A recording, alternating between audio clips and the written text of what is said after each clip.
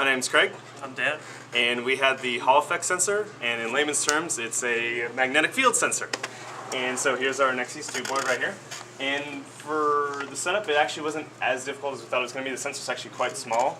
And what happens is it, depending on how strong the magnetic field is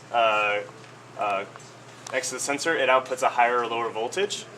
And so we used our A to D right here to take in that analog signal and then convert it into a digital signal that we could work with for the Nexus 2 board.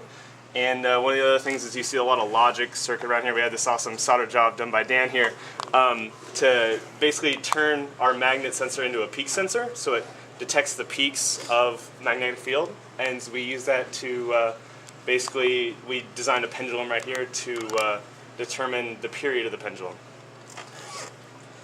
So the clock on this board runs at about 1 kilohertz. So every millisecond we're counting a value, and so when this magnet passes over the Hall effect sensor, it detects the rising edge and it starts counting, and then as it goes past, it also detects the falling edge. And that's 1/2 of the period, and then it comes out here, and then it comes back. And when it senses a second peak, then it calculates the time between those peaks for the period, and then it displays the period out on the screen here. If I let it go, give it a good.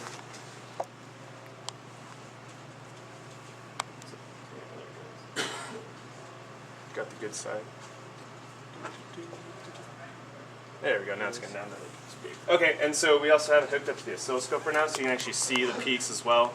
We did this as a sanity check to make sure that it actually was reading the correct values. And so as you can see, the period is around 2.4, which is what it's supposed to be for this pendulum. Because the pendulum's period is determined how the length of it, and so if we have a consistent length throughout the entire experiment, the values are going to be about the same. So now it's ranging about 2.4, 2.5 maybe. Right now it's 2.45, and we can see also over here if we use the cursors on the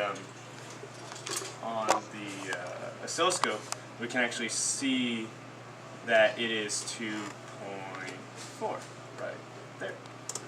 So, yeah, that's right. No, 2.4. Cool. Great. Thanks, guys. Thank you.